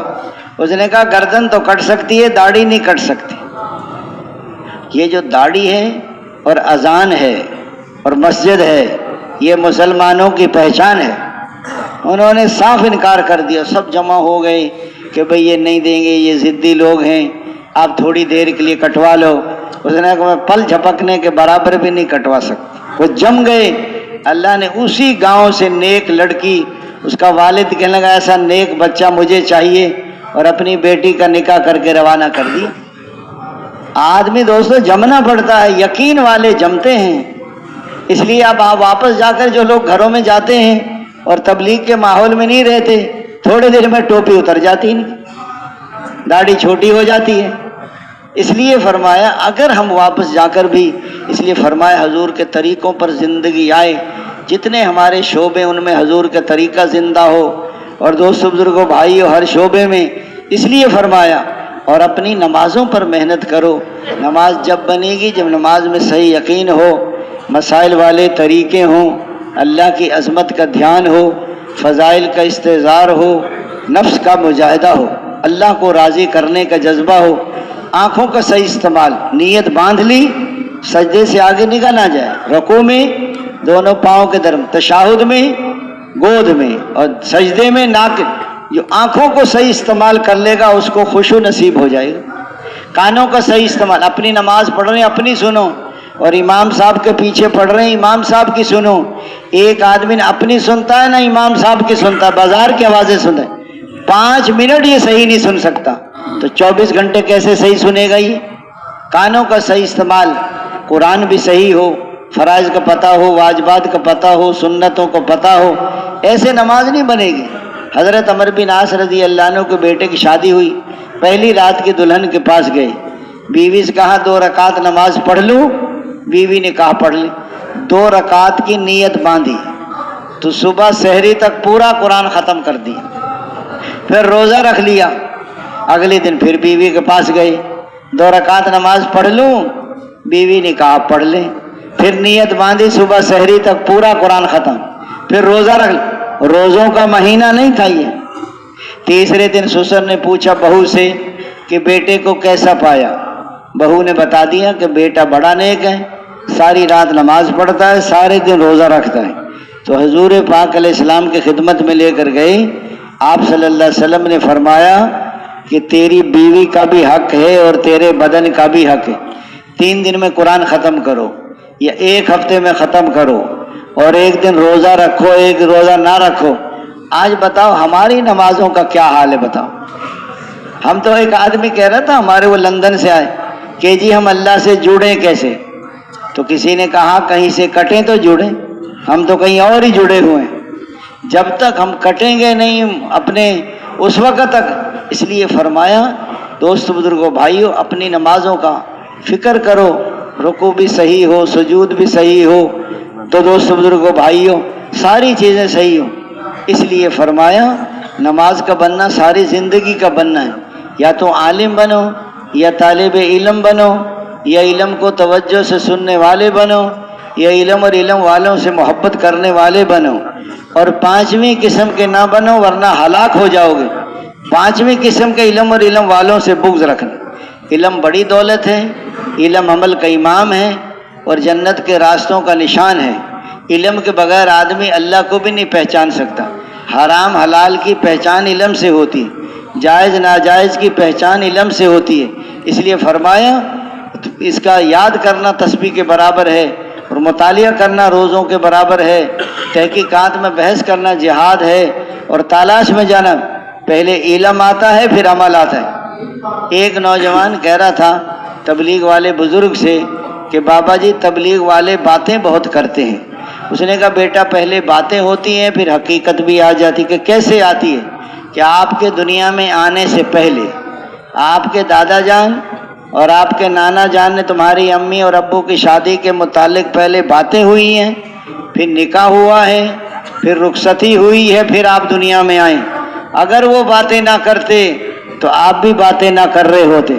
تو پہلے علم آتا ہے پھر عمل آتا ہے، لیکن یاد رکھنا علم ہے اور عمل نہیں ہے تو ناکام ہو جائیں گے آپ۔ میں جانتا ہوں عمل نہیں کرتا، اس لیے فرمایا علم ہے اور عمل نہیں ہے تو ناکام ہو جائیں۔ اچھا عمل ہے علم نہیں ہے یہ بھی ناکام ہے۔ عمل کرتا ہے لیکن حضور کے طریقے پہ نہیں کرتا، وہ عمل اللہ کے ہاں قبول نہیں ہوتا۔ فرمایا علم بھی عمل بھی یقین نہیں ہے تو چل نہیں سکتا، اور اخلاص نہیں ہے تو قبول نہیں ہوتا۔ بعض لوگ جنت میں جا رہے ہوں گے اور بعض لوگ جہنم میں جا رہے ہوں گے، وہ کہیں گے بھائی صاحب آپ کیوں جہنم میں جا رہے ہو؟ ہم تو تمہاری باتوں پر ہی عمل کر کے جنت میں جا رہے ہیں کہ تمہیں تو دعوت دیتے تھے، خود عمل نہیں کرتے تھے۔ بعض لوگ ایسے ہوں گے کہ پہاڑوں جیسے اعمال لے کر پہنچیں گے، جیسے عرب کے پہاڑ، لیکن جہنم میں پھینکے جائیں گے۔ تو حضور پاک صلی اللہ علیہ وسلم عرض کیا یا رسول اللہ یہ کیوں جہنم میں پھینکے جائیں گے؟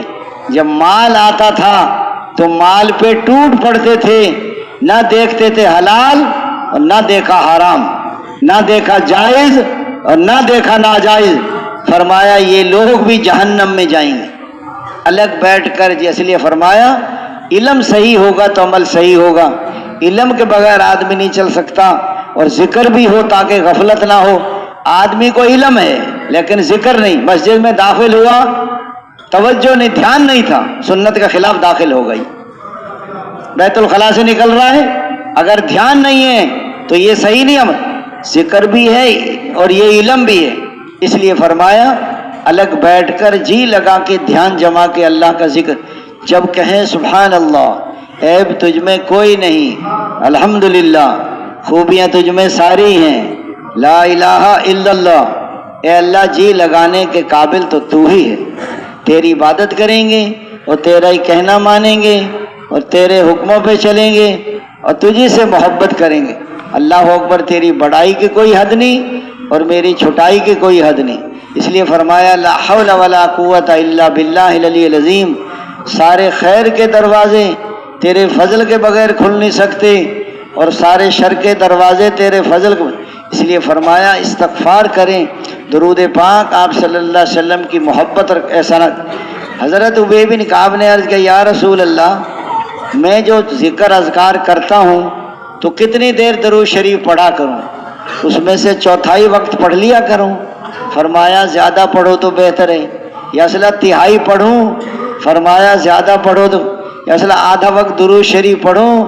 فرمایا زیادہ پڑھو تو، یا سارا وقت درود شریف پڑھوں؟ کہ سارا وقت درود شریف پڑھو گے سارے ہم اور سارے غم ختم ہو جائیں گے اور اللہ تعالیٰ اس کی ہر حاجت پوری کریں گے۔ بعض لوگ درود شریف کثرت سے پڑھتے ہیں لیکن بعض کام نہیں ہوتے تو وہ پریشان ہو جاتے۔ بعض کام ایسے ہوتے ہیں کہ ان کے نہ ہونے میں بندے کا فائدہ ہے۔ ایک آدمی باہر ملکوں میں جا رہا تھا کمانے کے لیے، 10 سال کا ویزا، ٹکٹ، پاسپورٹ اس کے پاس، ہوائی اڈے پہ جا رہا تھا، بیگ میں ویزا بھی، ٹکٹ بھی، پاسپورٹ بھی۔ استنجے کا تقاضا ہوا، استنجے خانے میں گیا، واپس آیا تو بیگ نہیں تھا، چور لے کے بھاگ گیا۔ اب رو رہا ہے، چیخ رہا ہے، چلا رہا ہے میں مر گیا، میرا اللہ کی شان، جہاز تو اڑ گیا۔ 8 گھنٹے کے بعد خبر آئی جس جہاز میں اس نے جانا تھا وہ جہاز سمندر میں گر گیا، سب مسافر مر گئے۔ اب چور کو دعائیں دے رہا اللہ بھلا کرے چور کا، کہ چوری نہ کرتا میں تو مر جاتا۔ بندے کو کچھ پتہ نہیں ہوتا کہ اس لیے اللہ کے ہر فیصلے پہ راضی ہو۔ بعض نوجوانوں کی چاہت ہوتی ہے کہ فلاں لڑکی سے میری شادی ہو جائے، بیچارہ مرتا رہا، کوشش کرتا رہا، نہیں ہوئی۔ 6 مہینے کے بعد کہیں شادی اور ہو گئی اور کچھ دن کے بعد وہ مر گئی، وہ اللہ کا شکر ہے میری نہیں ہوئی ورنہ میں تو رنڈوا ہو جاتا۔ بندے اللہ کے ہر فیصلے پہ راضی ہو جانا، یہ دوستو ایمان والوں، حضور کے پاس کچھ لوگ آئے، حضور صلی اللہ علیہ وسلم نے فرمایا تمہارے پاس ایمان کے کیا علامات ہیں؟ یا رسول اللہ 5 کا تو آپ نے ہمیں حکم دیا، یہ جو ایمان مفصل ہے، آمنت باللہ و ملائکتہ و کتبہ و رسلہ، کہتے ہیں اس پہ تو ہمارا آپ نے حکم دیا ہے اور 5 پہ ہمارا عمل ہے، کلمہ، نماز، روزہ، حج اور زکوٰۃ۔ یا رسول اللہ 5 ایمانی صفات ہمارے پاس زمانہ جہالیت سے ہیں، وہ کیا ہیں؟ تنگی آ جائے تو صبر کرتے ہیں، نمبر 2 فراخی پہ شکر کرتے ہیں، نمبر 3 دشمن کا مقابلہ جم کے کرتے ہیں، نمبر 4 دشمن کو بھی تکلیف میں دیکھ کے خوش نہیں ہوتے۔ ہمارا تو حقیقی بھائی ہو نا، ہماری ناراضگی ہو، کسی تکلیف میں مبتلا ہو، ہم کہتے ہیں اس کو اور رگڑا لگنا چاہیے، صحیح لا، یہ ایمان ہے ہمارا۔ وہ کہ دشمن کو بھی دیکھ کے تکلیف میں خوش نہیں ہوتے۔ نمبر 5 اللہ کے ہر فیصلے پہ راضی ہو جاتے۔ حضور نے فرمایا یہ ایسی صفات ہیں کہ اگر نبوت کا دروازہ کھلا ہوتا تو قریب تھا کہ یہ لوگ نبی ہو جاتے۔ حضور نے 5 ان کو اور بتائیں۔ ضرورت سے زیادہ کھانا جمع نہ کرنا، نمبر 2، ضرورت سے زیادہ مکان نہ بنانا، نمبر 3، دنیا سے بے رغبتی، نمبر 4، آخرت کی رغبت، نمبر 5، اللہ کے نمبر 5 اللہ کے خوف کو اختیار کرنا۔ یہ 20 ہو گئیں، اس لیے فرمایا پچھلی زندگی پہ روتے رہنا اور آئندہ شرع خلاف استغفار پر اللہ بیٹے بھی دیتے ہیں اور نہریں بھی چلاتے ہیں اور بارش بھی برساتے ہیں اور کھیتیاں بھی۔ استغفار کرنے والا تقوی والے کے برابر ہے۔ آج تک ہم نے حضور کی محنت نہ کی، دین کی محنت میں سستی کی، پتہ نہیں کتنے لوگ جہنم میں چلے گئے۔ استغفار، حاجی عبداللہ فرماتے کثرت سے استغفار کرو۔ تیسرا کلمہ ہے استغفار، ہر موقع کی دعا، ہر موقع کا سنت عمل قرآن۔ چوتھے نمبر میں حقوق کی ادائیگی ہے۔ اگر حقوق ادا نہ کیے تو لینے کے دینے پڑ جائیں گے، کیے کرائے اعمال دوسروں کے حوالے کر دیے جائیں گے، لوگوں کے گناہ اس کی گردن میں ڈال کر اس کو جہنم میں ہانک دیا جائے گا۔ دینے کا جذبہ ہوگا تو محبت پیدا ہوتی ہے، اور لینے کا جذبہ ہوگا عداوت اور دشمنی پیدا ہوتی ہے۔ لینے کا جذبہ اچھا جذبہ ہے، اللہ سے لینے کا جذبہ ہو، مخلوق کو دینے کا جذبہ ہو، عبادت کے ذریعے سے لینا ہے، اخلاق کے ذریعے سے دینا ہے۔ رزق کا تعلق ہے عبادت کے ساتھ، اور دعاؤں کی قبولیت کا تعلق ہے امر بالمعروف نہی عن المنکر کے ساتھ۔ ایک صحابی نے عرض کیا یا رسول اللہ میرے گھر میں رزق کی تنگی ہے۔ حضور صلی اللہ علیہ وسلم نے فرمایا صبح کی اذان کے بعد نماز سے پہلے سنتوں کا کوئی تذکرہ نہیں ہے۔ صبح کی اذان کے بعد فرضوں سے پہلے سبحان اللہ و بحمدہ، سبحان اللہ العظیم استغفر اللہ 100 مرتبہ پڑھ لیا کرو، دنیا ذلیل ہو کر تیرے پاس آئے گی۔ لیکن یاد رکھنا نمازوں میں سستی نہ ہو، نماز سے بڑا وظیفہ کوئی نہیں ہے۔ آج نمازیں ضائع ہو رہی ہیں، رات کو دیکھتے رہتے ہیں، پتہ نہیں کیا دیکھتے ہیں۔ جو 2-3 بجے سوئے گا اس نے صبح نماز پڑھنے کا ارادہ نہیں کیا۔ مشین نہیں ہے جو ٹائم پر۔ ہم گئے مڈغاسکر، وہاں جماعت میں، عیسائیوں کا ملک ہے، 80% عیسائی ہیں۔ ہم نے دیکھا عصر کے قریب ساری دکانیں بند، عشاء کی نماز پڑھتے ہی پورا ملک سو جاتا ہے، اور صبح 3:30 بجے سب اٹھ جاتے ہیں۔ صبح تو رزق تقسیم ہوتا ہے، عشاء کے بعد بلا وجہ جاگنا مکروہ ہے۔ چلو دین کے لیے جاگو، گشتیں ملاقاتیں ایک الگ بات ہے۔ اس لیے فرمایا نماز بڑا اس لیے چوتھے نمبر میں حقوق کی ادائیگی ہے۔ آج ہر ظالم کے خلاف، ہر مظلوم کے ساتھ، اس لیے فرمایا باپ ظالم ہے اور دشمن مظلوم ہے تو دشمن کا۔ ایک نوجوان میرے پاس کوئٹہ سے آیا، کہنے لگا میرے والد نے مجھے گھر سے نکال دیا۔ میں کہ کیوں نکالا ہے؟ میں نے والد کے خلاف گواہی دی ہے۔ میں کہ کیا گواہی دی ہے؟ کیونکہ میرے والد نے ناجائز کسی کی زمین پر قبضہ کر رکھا ہے، مجھے عدالت میں لے کر گئے، یہاں گواہی دو، زمین ہماری ہے۔ میں نے جج صاحب سے کہا جج صاحب میں جھوٹ نہیں بولتا، زمین ہماری نہیں ہے، زمین دوسروں کی ہے، ابا جان نے ناجائز قبضہ کیا ہو۔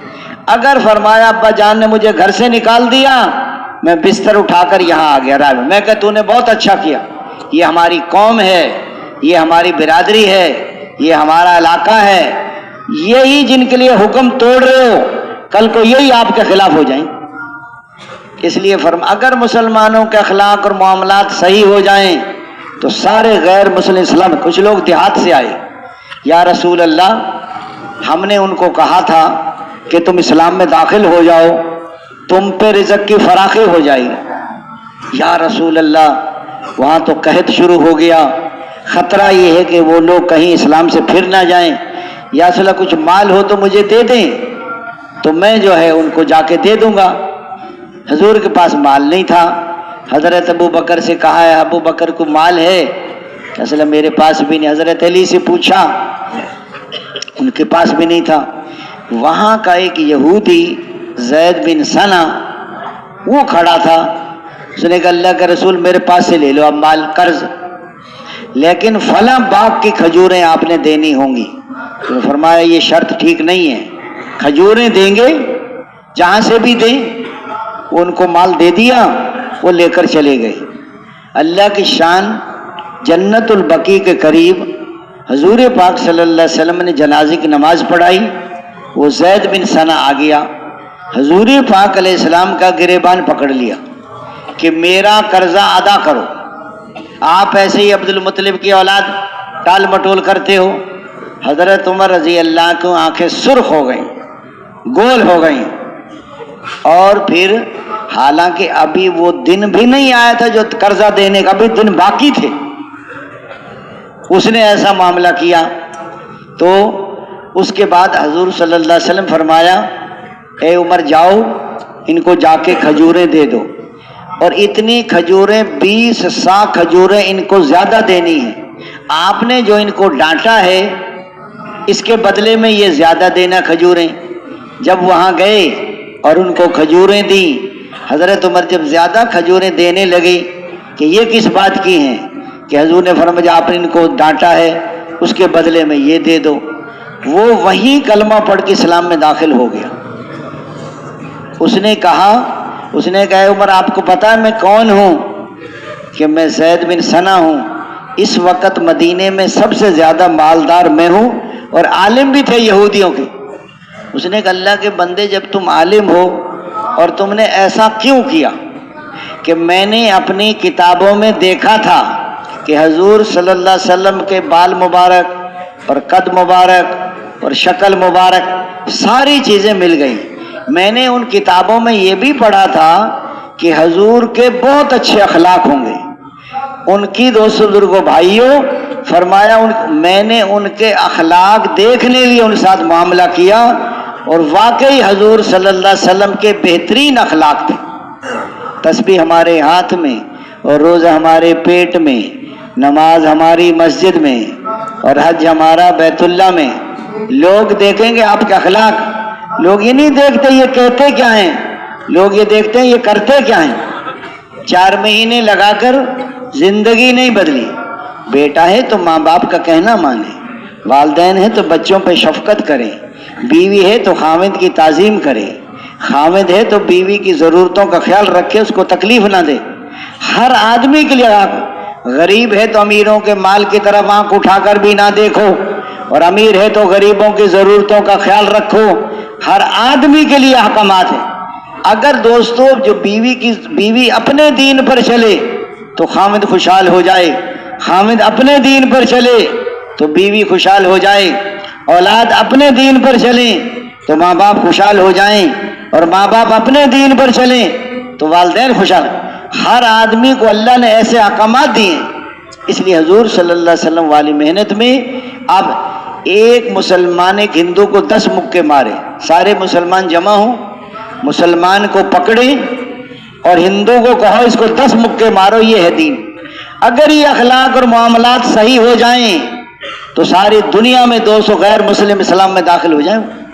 یہودی ریل گاڑی میں بیٹھا تھا، تبلیغ والے چڑھے، وہ ان کے بیوی بچے تبلیغ والے جماعت والوں کی سیٹوں پر بیٹھے، جماعت والے ان کو کچھ نہیں کہا، وہ دوسری جگہ دائیں بائیں ہو کے بیٹھ گئی۔ جب اگلے اسٹیشن پر اترے وہ تو اس کی آنکھوں میں آنسو تھے کہ پہلے ہم نے اسلام کو کانوں سے سنا تھا، آج آنکھوں سے دیکھ لیا کہ لوگوں نے ہمیں ذرا کوئی تکلیف نہیں۔ اس لیے فرمایا حضور صلی اللہ علیہ وسلم والی محنت میں دینے کا جذبہ ہو، لینے کا جذبہ۔ آپ اگر اپنے بچوں کو بھوکا سلا رہے ہیں اور کھانا مہمان کو کھلا رہے، عمل بن، خود پیاسے چلے گئے، پانی دوسروں کو پلا گئے، عمل بنا گئے۔ ایک بکرے کی سری 7 گھروں میں پھری ہے، دینے کا جذبہ۔ اور آج 2 آدمیوں نے کھانا کھایا، دونوں کھانا کھا کے رونے بیٹھ گئے۔ کیوں رو رہے ہیں؟ کہ جی میرے تو دانت نہیں تھے، اس کے دانت تھے، کھانا یہ کھا گیا دانت والا۔ دانت والے سے پوچھا تو کیوں روتا ہے؟ اس نے کہا جی مجھے تو چبانے میں دیر لگی، یہ نکل گیا، اس کے تو دانت ہی نہیں تھے۔ غریب کہہ رہے ہیں امیر کھا گئے، امیر کہتے ہیں غریب کھا گئے۔ صحابہ کرام کے اندر دینے کا جذبہ تھا، لینے کا جذبہ نہیں تھا۔ ہر آدمی کے اندر لینے کا۔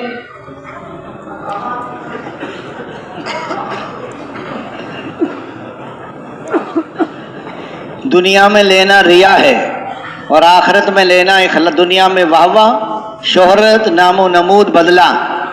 نیکی کر دریا میں ڈال، چھپنا نہیں ہے چھپنا ہے۔ بڑے بڑے عمل کرنے والے سب سے پہلے جہنم میں پھینکے جائیں گے نیت کی خرابی کی وجہ سے۔ نیت ایسے نکل جاتی ہے جیسے ہاتھ سے مچھلی نکل جاتی ہے۔ اس لیے فرمایا اپنی نیتوں کو دیکھو۔ وہ میواتی کہ حضرت جی ہمارا کیا بنے گا آخرت میں؟ حضرت جی نے فرمایا گندم کے ساتھ جیسے مٹی تل جاتی ہے نا اسی بھاؤ ایسے نکل جائیں گی۔ وہ میواتی حضرت جی اگر اللہ نے چھانا لگا دیا تو کیا ہوگا؟ اس نے کہا پھر ہم بھی نہیں نکل سکتے۔ ڈرتے بھی رہو کرتے بھی رہو۔ بعض لوگ اخلاص کے زور میں آ جاتے ہیں اور یقین کو کھو بیٹھتے ہیں، بعض یقین کے زور میں آ جاتے ہیں اور اخلاص کو کھو بیٹھتے ہیں۔ یقین اپنی جگہ پر ہو اور اخلاص اپنی جگہ پر ہو، یہ کہنا کہ انعام ملے نہ ملے ہم تو اللہ کے لیے کر رہے ہیں، یہ اخلاص کے زور میں آ گئے۔ اور صرف یہ نیت کرنا کہ اس کے لیے کر رہے ہیں، عمل تو اللہ کو راضی کرنے کے لیے ہو، لیکن دوستو اللہ کے وعدے کا یقین ہو۔ جماعت میں امیر صاحب تھے، روزانہ ساتھیوں کی ڈانٹ ڈپٹ کرتے تھے، کبھی کسی کو ڈانٹ دیا کبھی کسی کو، ساتھی پریشان رہتے۔ ایک دن امیر صاحب کہیں چلے گئے، ساتھیوں کو موقع مل گیا مشورہ کرنے کا کہ امیر صاحب تو روزانہ ہی ڈانٹتے ہیں، کیا کیا جائے؟ ایک نوجوان کہنے لگا ہم اصل میں امیر صاحب کی خدمت نہیں کرتے، ہمیں امیر صاحب کی خدمت کرنی چاہیے۔ جس نے یہ رائے دی اس نے عمل بھی کیا۔ اکیلا رات کو اٹھا اور امیر صاحب کے سارے میلے کپڑے نکال کے دھو دیے۔ صبح جب امیر صاحب اٹھے بیگ خالی پریشان باہر آئے تو سارے کپڑے خشک، بہت خشک، کس نے دھوئے کس نے دھوئے، بہت پوچھ گچھ کی لیکن پتہ نہیں چلا۔ دھونے والا اخلاص والا تھا۔ اس دن کے بعد امیر صاحب نے کبھی کسی کو نہیں ڈانٹا۔ ساتھی کہنے امیر صاحب وہ ڈانٹ ڈپٹ کیسے چھوڑ دی، آپ تو روزانہ نمبر لگاتے تھے۔ اس نے کہا مجھے ڈانٹنے کا خیال تو بہت آتا ہے، جب میں ڈانٹنے لگتا ہوں تو سوچ میں پڑ جاتا ہوں کہیں اس نے کپڑے نہ دھوئے ہوں تو چھوڑ دیتا ہوں۔ ایک اخلاص والے نے سب کی جان چھوڑا دی۔ بعض کہتے ہیں جی میں نے 50 ملکوں میں سفر کیا ہے۔ ارے بھائی لوگوں کو دکھانے کے لیے کیا ہے تو پکڑ آ جائے گی، یہ بتانے کی چیزیں نہیں ہوتی، یہ چھپانے کی ہوتی ہیں۔ ہاں اس لیے فرمایا حضور صلی اللہ علیہ وسلم والی محنت میں حضرات صاحب حضور نے محنت شروع کی۔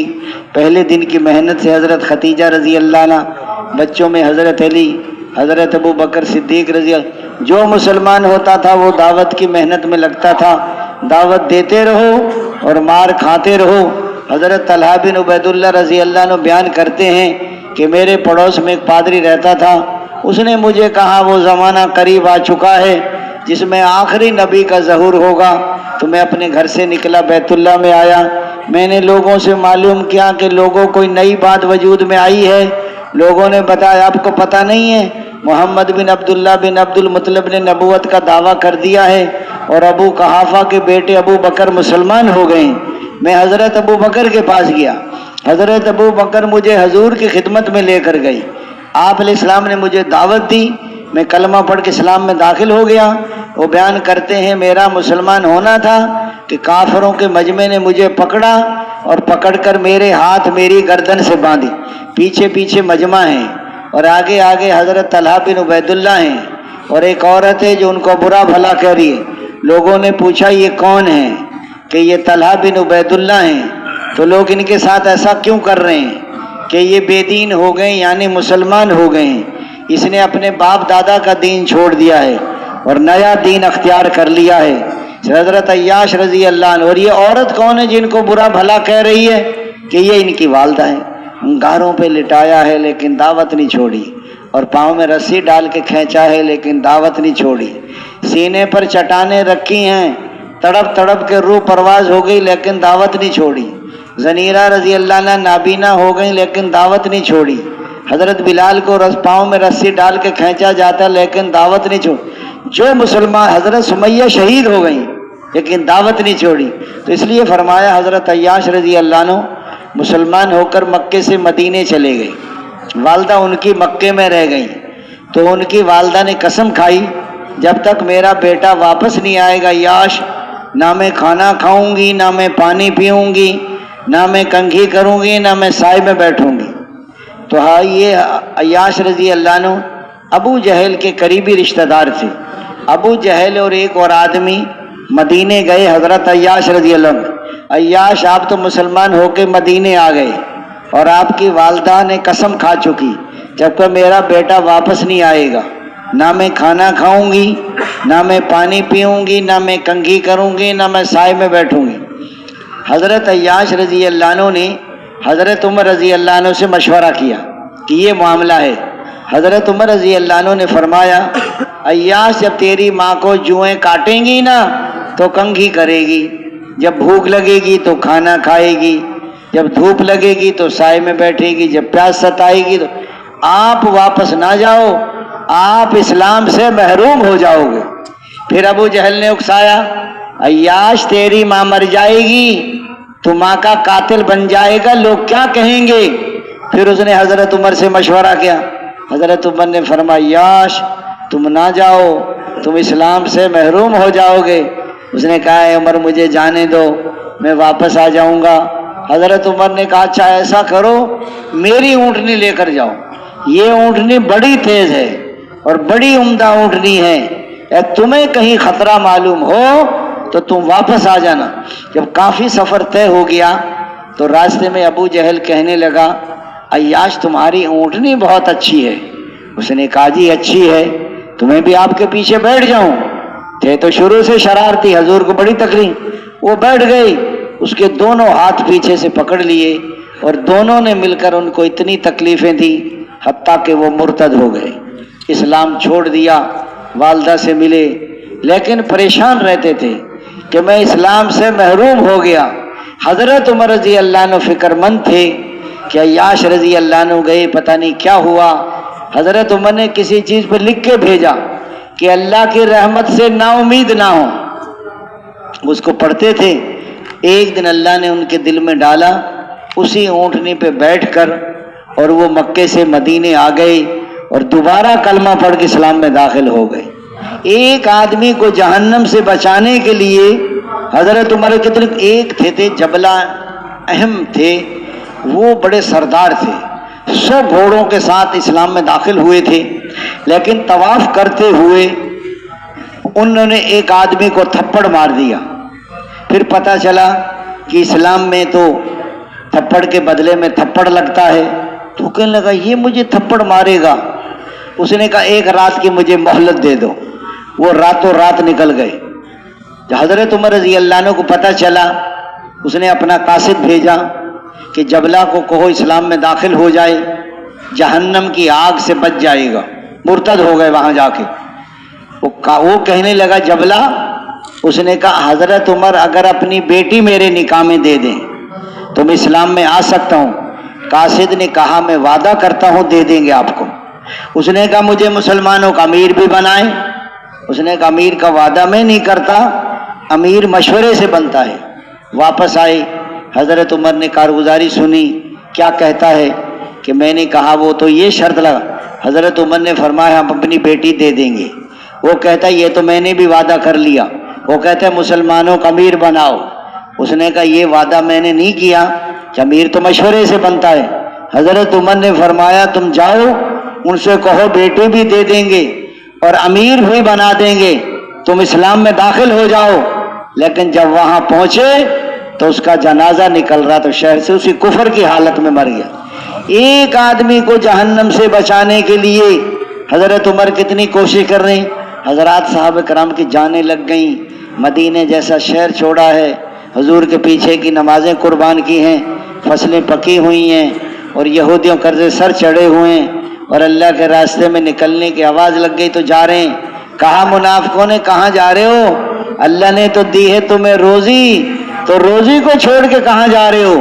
کہ روزی کو چھوڑ کے رزاق کے پاس جا. نہ نکلو، بڑا گرمی کا زمانہ ہے. قرآن پاک کی آیت نازل ہو گئی، جہنم کی گرمی زیادہ شدید ہے، تھوڑے ہنسو گے اور زیادہ رو گے. دوستو بزرگوں بھائیوں، پہلی رات کی دلہن کو چھوڑ کے جان دی ہے کہ غسل جنابت نہیں کر سکے، فرشتوں نے غسل دیا ہے. شادی کا سامان خریدنے بھیجا ہے. حضرت سعد اسود کو، بہت غریب صحابی تھے، بڑی مشکل سے شادی ہو رہی تھی، باہر گئے تو اللہ کے راستے کی آواز لگ رہی تھی. تو انہوں نے کہا کوئی ہے جو اللہ کرا؟ زرہ تلوار خرید کے شہید ہو گئے۔ ان کے سامنے آخرت تھی، پورا عالم تھا، قیامت تک کا زمانہ تھا، حضرات صحابہ کرام کی قربانیاں کس درجے کی اور ہماری قربانی کس درجے کی۔ اس زمانے میں لگاؤ تو سال میں چلے گئے، بیوی بچوں کی جدائی برداشت کی اور گھر کاروبار کو چھوڑ دیا۔ حضرات صاحب حضرت عباس رضی اللہ عنہ کے 10 بیٹے تھے اور 10 بیٹوں کی قبریں 10 ملکوں۔ جب آواز لگی تو جا رہے ہیں، اور جہاں کے لیے کہا جا رہے ہیں، اور جب کہا جا رہے ہیں، اور جس کے ساتھ کہا جانا، جان کی پرواہ ہے، نہ مال کی پرواہ ہے، نہ بیوی بچوں کی۔ حضرت انس رضی اللہ عنہ کو 4 بیویاں تھیں اور 20 باندیاں تھیں اور 120 بچے تھے۔ کبھی اللہ کے راستے کی آواز لگی ہو نہ گئے ہو، کبھی ایسا نہیں۔ ان کی عورتیں کہتی تھیں ہم جو ہے طارق کی بیٹیاں ہیں، تم اگر کافروں سے مقابلہ کرو گے تو ہم تمہارا استقبال کریں گی، اور تم پیٹھ پھیر کے بھاگو گے تو ہم تم سے روٹھ جائیں گے۔ بچوں کے کیا جذبے تھے۔ اور تو حضرت عمر بن جموح کی بیوی کو دیکھو، میں دیکھ رہا ہوں واپس وہ مر کر بھی واپس۔ حضرت افرا کے 3 بیٹے شہید ہوئے جنگ بدر میں، تینوں وہ جو بچے تھے ابو جہل کی ٹانگیں کاٹی تھی وہ شہید ہو گئے تھے۔ آج دوستو کل کو موقع ہے، کل کو موقع نہیں ہوگا، کل کو پچھتائیں گے۔ کاش قربانی کرتے اور لمبے لمبے سفر کرتے اور ساری دنیا میں آج موقع ہے، کل کو موقع نہیں ہوگا، کل کو آدمی پچھتائے گا۔ اس لیے فرمایا، ذرا خیال آیا انصار صحابہ کرام کو کہ بار بار کے نکلنے سے کھیت باغ اجڑ گئے۔ حضور پاک علیہ السلام سے ایسا کرتے ہیں کہ 6 مہینے کی چھٹی لے لیتے ہیں اور اپنا فرمایا مقامی کام کریں گے۔ قرآن کی آیت نازل ہو گئی، کیوں اپنے ہاتھوں اپنے کو ہلاکت میں۔ بدر کے اس موقع پر، تبوک کے موقع پر 3 صحابی تھے، بس آج کل پہ رہ گئے، لیکن واپس آئے تو حضور بہت ناراض ہوئے، 50 دن ان کے ساتھ بات نہیں کی، حالانکہ پکے سچے مسلمان تھے۔ تو دوستو اس راستہ ہے، آج موقع ہے، کل کو موقع نہیں ہوگا۔ آج صحت ہے، کل بیماری ہے، آج زندگی ہے، کل کو موت ہے، آج جوانی ہے، کل کو بڑھاپا ہے۔ جب عمر ہو جاتی ہے نا 70 سال، پھر زور لگاتے ہیں 15 سال میں۔ ہمارے ہاں یہاں ایک دن وہ بوڑھا آدمی تیار کر کے لے آیا 6 آدمیوں کو۔ جب یہاں تشکیل والوں کے پاس آیا،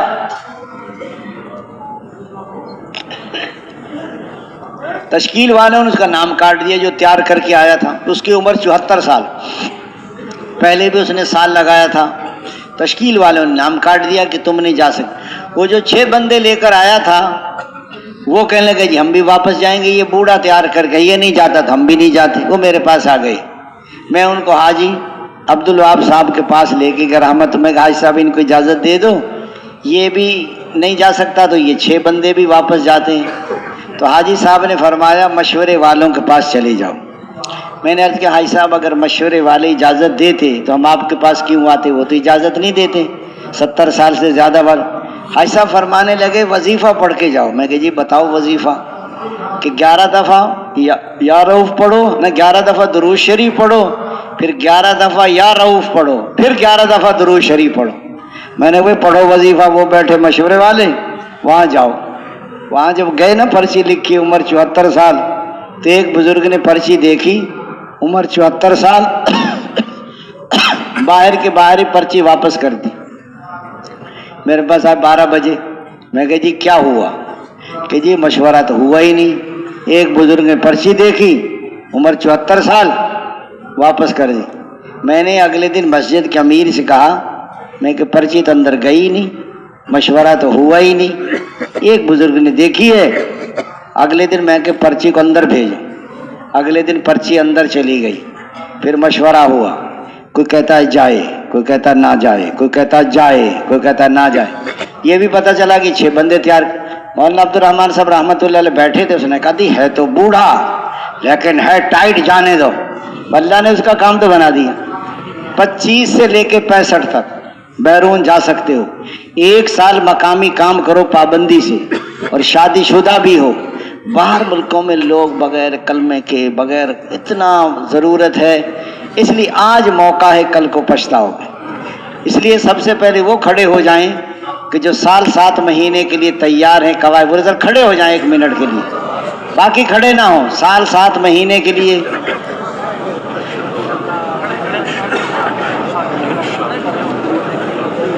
تشریف رکھیں, آپ بیٹھ جاؤ, یہیں کہ یہیں بیٹھ جاؤ, بیٹھے تشریف رکھیں. اب وہ کھڑے ہو جائیں کہ جو آئے تھے چلے کے لیے 4 مہینے لگا کر جائیں گے, وہ کھڑے ہو جائیں. اور کھڑے ہو جاؤ, آپ بھی تشریف رکھیں.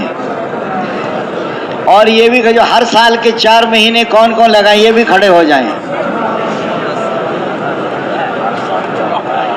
آج دوستوں بزرگوں بھائیوں موقع ہے کہ پوری جان اور پورا مال, یہ زندگی پھر نہیں ملے گی. تیار ہے اس کے لیے؟ نماز کی تیاری فرمائے. سبحان اللہ.